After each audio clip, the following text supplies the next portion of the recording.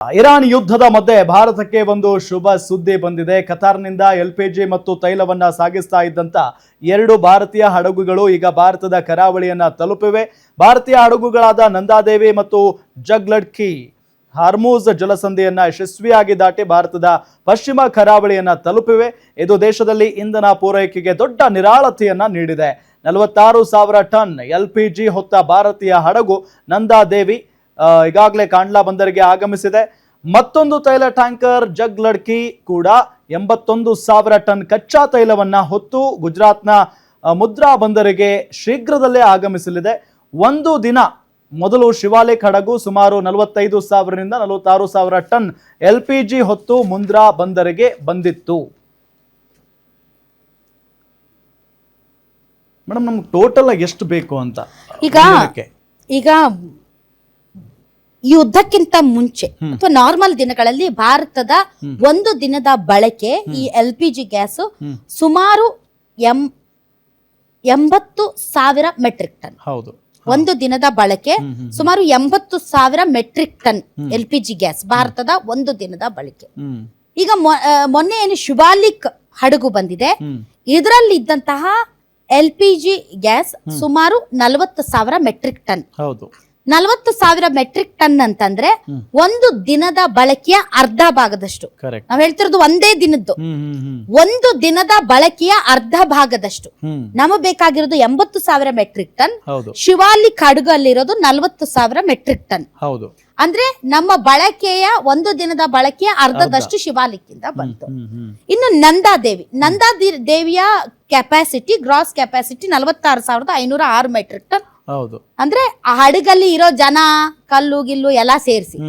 But ಅದರಲ್ಲಿ ಇರುವಂತಹ LPG ಸುಮಾರು 42 ಮೆಟ್ರಿಕ್ ಟನ್.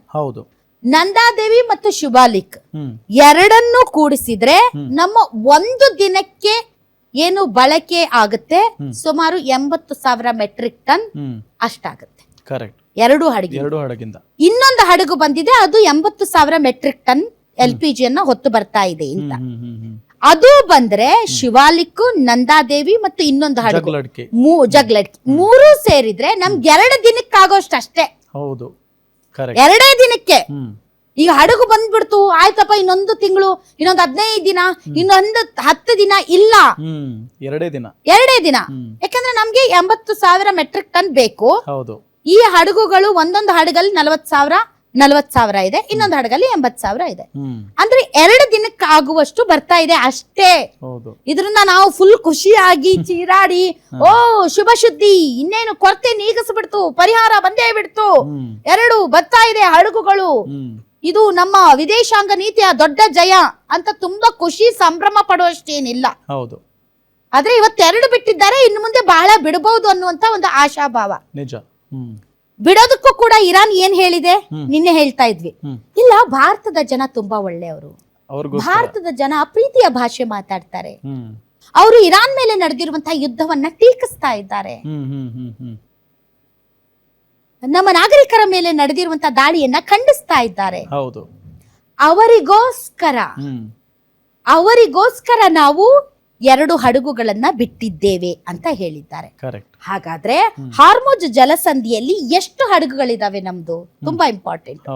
ಸುಮಾರು 28 ಹಡಗುಗಳು ಲಂಗರ್ ಹಾಕಿದಾವೆ ನಮ್ಮವು. ಹೌದಾ? ಈಗ ಬಂದು ತಲುಪಿರೋವು 2, ಅಂದ್ರೆ ಇನ್ನು 26 ಇದಾವೆ. ಆನ್ ದ ವೇ ಇನ್ನೊಂದು ಇದೆ ಅಂತ ಹೇಳ್ತಾ ಇದ್ದಾರೆ. ಸೊ ಹಾಗಾದ್ರೆ 25 ಹಡಗುಗಳು ಇನ್ನು ಅಲ್ಲೇ ಇವೆ. 2 ಮಾತ್ರ ಬಿಟ್ಟಿದ್ದಾರೆ.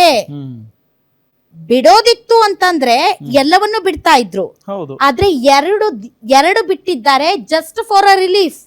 ಆ 2 ನಮಗೆ ಒಂದು ದಿನಕ್ಕಾಗೋದಷ್ಟೇ, ಮತ್ತೆ ಒಂದೇ ದಿನ.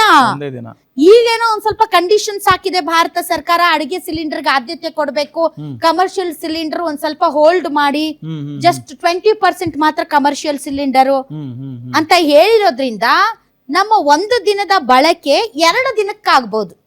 ಯಾಕೆಂದ್ರೆ ಕೆಲವೊಂದು ಕಟ್ ಆಫ್ ಮಾಡಿರೋದ್ರಿಂದ. ಸೊ ಇನ್ನು 25 ಹಡಗುಗಳು ಅಲ್ಲೇ ಇವೆ. ಈಗ 6 ಹಡಗುಗಳು ಏನು ಹಾರ್ಮುಜ್ ಜಲಸಂಧಿಯ ಹತ್ರನೇ ಬಂದಿದಾವೆ, ಅವುಗಳನ್ನ ಭಾರತಕ್ಕೆ ಬಿಡುವ ನಿಟ್ಟಿನಲ್ಲಿ ಮಾತುಕತೆ ನಡೀತಾ ಇದೆ. ಓಕೆ. ಸೊ ಆ ಹಡಗುಗಳು ಯಾವುವು ಅಂತಂದ್ರೆ BWELM 40,000-42,000 ಮೆಟ್ರಿಕ್ ಟನ್ LPG ಹೊತ್ತು ಅದು ಕತಾರ್ ಪೋರ್ಟ್ ಅಲ್ಲಿ ಇದೆ ಈಗ. ಓಕೆ. ಸೊ ಅದನ್ನ ಬಿಡಿ ಅಂತ ಮಾತುಕತೆ ನಡೀತಾ ಇದೆ. ತುಂಬಾ ದಪ್ಪ ಇದ್ದೀರಾ, ಅದರಲ್ಲೂ ಯಾವುದೇ ಸೈಡ್ ಎಫೆಕ್ಟ್ ಇಂದ ಸಣ್ಣ ಆಗ್ಬೇಕಾ? ಎಷ್ಟೋ ಜನ ಹೇಳ್ತಾ ಇದ್ರಿ ಸರ್, ನಾನು ಜಿಮ್ಗೆ ಹೋಗ್ತಾ ಇದ್ದೀನಿ ಆದ್ರೂ ಸಣ್ಣ ಆಗ್ತಾ ಇಲ್ಲ ಸರ್, ವರ್ಕೌಟ್ ಮಾಡ್ತಾ ಇದ್ದೀನಿ ಆದ್ರೂ ಸಣ್ಣ ಆಗ್ತಾ ಇಲ್ಲ ಅಂತ ಹೇಳ್ತಾ ಇದ್ರಲ್ಲ. 100% ಯಾವ ಜಿಮ್ಗೂ ಹೋಗ್ದಂಗೆ ವರ್ಕೌಟು ಮಾಡ್ದಂಗೆ ನೀವು ಸಣ್ಣ ಆಗ್ಬೋದು.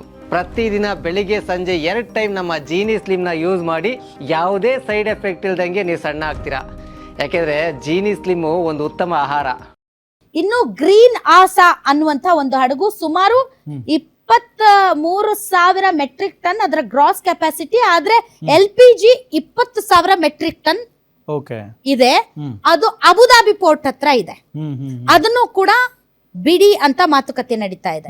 ಇನ್ನು ಗ್ರೀನ್ ಸಾನ್ವಿ ಅಂತ ಅದಕ್ಕೆ 40,000 ಮೆಟ್ರಿಕ್ ಟನ್ LPG ಇದೆ, ಅದು ಅಲ್ಲೇ ಇದೆ. ಪೈನ್ ಗ್ಯಾಸ್ ಅಂತ ತುಂಬಾ ದೊಡ್ಡ ಹಡಗು, ಅದು ಸುಮಾರು 42,000-43,000 ಮೆಟ್ರಿಕ್ ಟನ್ LPG ಸಿಗುತ್ತೆ, ಅದು ಹರ್ಮುಜ್ ಜಲಸಂಧಿ ಹತ್ರ ಇದೆ. ಇನ್ನೊಂದು ಜಗ್ ವಸಂತ್ ಅಂತ ಅದು ಒಂದು 42,000-43,000 ಮೆಟ್ರಿಕ್ ಟನ್ LPG ಹೊತ್ಕೊಂಡು ನಿಂತಿದೆ ಸ್ಟ್ರೇಟ್ ಆಫ್ ಹಾರ್ಮುಜ್ ಹತ್ರ, ಅದ್ರ ಬಗ್ಗೆನೂ ಮಾತುಕತೆ ನಡೀತಾ ಇದೆ. ಇನ್ನೊಂದು ಸರ್ವಶಕ್ತಿ ಅನ್ನುವಂತ ಹಡಗು, ಅದು ಕೂಡ ಸುಮಾರು 47,000 ಮೆಟ್ರಿಕ್ ಟನ್ LPG ಹೊತ್ತು ಹರ್ಮುಜ್ ಜಲಸಂಧಿ ಹತ್ರ ನಿಂತಿದೆ. ಸೊ ಈ 6 ಹಡಗುಗಳನ್ನ ಬಿಡಿ ಅಂತ ಇರಾನ್ ನ ಜೊತೆ ಮಾತುಕತೆ ನಡೀತಾ ಇದೆ. ಇವಷ್ಟು ಸೇರಿಸಿದ್ರೆ ಎಷ್ಟಾಗುತ್ತಂದ್ರೆ ಸುಮಾರು 2,40,000 ಮೆಟ್ರಿಕ್ ಟನ್ ಗ್ಯಾಸ್ ಸಿಗಬಹುದು. ಸೊ ಅವು 6 ಬಂದ್ರೆ ಇನ್ನು ಉಳಿದಿರೋವು 22 ಶಿಪ್ಗಳು. ಅವು ಈಗ ಪರ್ಷಿಯನ್ ಗಲ್ಫ್ ಹತ್ರ ಇದಾವೆ. ಸೊ ಕೇವಲ 2 ಹಡಗುಗಳಿಗೆ ಮಾತ್ರ ಫ್ರೀ ಕೊಟ್ಟಿದ್ದಾರೆ, ಕಂಪ್ಲೀಟ್ ಫ್ರೀ ಹಿಟ್ ಕೊಟ್ಟಿಲ್ಲ ಭಾರತಕ್ಕೆ. ಯಾಕಿರ್ಬೇಕು ಅಂತ, ಯಾಕಿರ್ಬೋದು? ಯಾಕೆ ಅಂತಂದ್ರೆ ಅವ್ರು ಹೇಳೋದು ಭಾರತದ ಜನ ತುಂಬಾ ಒಳ್ಳೆಯವರು ಅದಕ್ಕೆ ಬಿಟ್ಟಿದೀವಿ ಅಂತ, ನಾವು ಫ್ರೀ ಹಿಟ್ ಕೊಡಲ್ಲ ಅಂತ. ಆಮೇಲೆ ಅವ್ರಿಗೂ ಕೂಡ ಬಹಳಷ್ಟು ವಿಚಾರಗಳಲ್ಲಿ ಭಾರತದ ಸಹಕಾರವನ್ನ ಎದುರು ನೋಡ್ತಾ ಇದ್ದಾರೆ ಅಂತ ಅನ್ಸುತ್ತೆ. ಮತ್ತೆ ಈಗ ಟ್ರಂಪ್ ವಿಚಾರದಲ್ಲಿ ನಾವೇನು ಮಾತಾಡಿಲ್ಲ, ಆತನ ಹುಚ್ಚಾಟಗಳಿಗೆ ನಾವೇನು ರಿಯಾಕ್ಟ್ ಮಾಡಿಲ್ಲ. ಮತ್ತೆ ಯುದ್ಧ ನೌಕೆ ವಿಚಾರದಲ್ಲೂ ಕೂಡ ನಾವೇನು ತಟಸ್ಥವಾಗಿದ್ದೀವಿ. ಸ್ಟಾರ್ಟಿಂಗ್ ಅಲ್ಲಿ ನಾವು ಇಸ್ರೇಲ್ ಜೊತೆ ಇದ್ದೀವೇನೋ ಅನ್ನೋ ರೀತಿಯಲ್ಲಿ ಭಾಸವಾಯ್ತು. ದಿನ ಕಳೆದ ಹಾಗೆ ನಮ್ದೇನು ತಟಸ್ಥವಾದಂತ ನೀತಿ ಇತ್ತು, ಅಲಿಪ್ತ ನೀತಿ ಇತ್ತು, ಅದಕ್ಕೆ ಬಂದು ಸ್ಟಿಕ್ ಆನ್ ಆಗಿದ್ದಾರೆ ಮೋದಿಜಿ ಅಂತ ಅನ್ಸುತ್ತೆ. ಹೀಗಾಗಿ ಇರಾನ್ ಕೂಡ ಎಲ್ಲ ನೋಡ್ತಾ ಇದೆ. ಮೋಸ್ಟ್ಲಿ ಇರಾನ್ ಐತಿಹಾಸಿಕವಾಗಿ ಸಾಂಸ್ಕೃತಿಕವಾಗಿ ನಮ್ಮ ಒಡನಾಡಿಗಳು, ಬಂಧುಗಳು, ಹೀಗಾಗಿ ತುಂಬಾ ದೊಡ್ಡ ಒಂದು ತೀರ್ಮಾನವನ್ನು ತೆಗೆದುಕೊಳ್ಳಬಹುದು. ಆದ್ರೆ ಭಾರತವನ್ನು ಕೂಡ ವಾಚ್ ಮಾಡ್ತಾ ಇದ್ದಾರೆ ಅವರು ಅಂತ ಅನ್ಸುತ್ತೆ. ನೋಡೋಣ ಮುಂದಿನ ದಿನಗಳಲ್ಲಿ ಏನಾಗುತ್ತೆ ಅಂತ. ಯಾಕೆ ಅಂತಂದ್ರೆ ಇರಾನ್ ನಮ್ಮನ್ನ ಶತ್ರುಗಳಂತೆ ಅಂತೂ ನೋಡೋದಕ್ಕೆ ಸಾಧ್ಯನೇ ಇಲ್ಲ. ನಾವು ಯಾವತ್ತಿದ್ರೂ ಕೂಡ ಮಿತ್ರರೇ. ಆದ್ರೆ ನಮ್ಮ ಪ್ರೀತಿಯ ಭಾಷೆಯನ್ನ ಅವರು ಅರ್ಥ ಮಾಡ್ಕೊಂಡು ಹಡಗುಗಳನ್ನ ಬಿಟ್ಟರೆ ನಮ್ಮ ಕೊರತೆ ನೀಗಬಹುದು. ಆ ನಿಟ್ಟಿನಲ್ಲಿ ಭಾರತ ಸರ್ಕಾರ ಕೂಡ ಪ್ರಯತ್ನ ಮಾಡ್ತಾ ಇದೆ. ನೋಡೋಣ ಆಗುತ್ತೆ ಅಂತ. ಬಟ್ ಏನು ಬಹಳ ಜನ ತುಂಬಾ ಸಂಭ್ರಮ ಪಟ್ಟು ಇದು ತುಂಬಾ ದೊಡ್ಡ ಜಯ, ಇದು ಒಂಥರ ಎಲ್ಲಾ ದೇಶಗಳು ಒದ್ದಾಡ್ತಾ ಇದ್ರು ಕೂಡ ಪಾಕಿಸ್ತಾನದ ಹಡಗು ಬಿಟ್ಟಿದ್ದಾರಪ್ಪ. ಚೈನಾಗ್ ನಿರಂತರವಾಗಿ ಹೋಗ್ತಾ ಇದೆ ಅಪ್ಪ. ಬರ್ತಾ ಇರೋದು 3 ಹಡಗಿಂದ 2 ದಿನಕ್ಕಾಗಲ್ಲ ನಮ್ಗೆ. ಹೌದಲ್ವಾ? ಸೊ ಅದನ್ನು ಕೂಡ ನಾವು ನಾಗರಿಕರು ಅರ್ಥ ಮಾಡ್ಕೋಬೇಕು.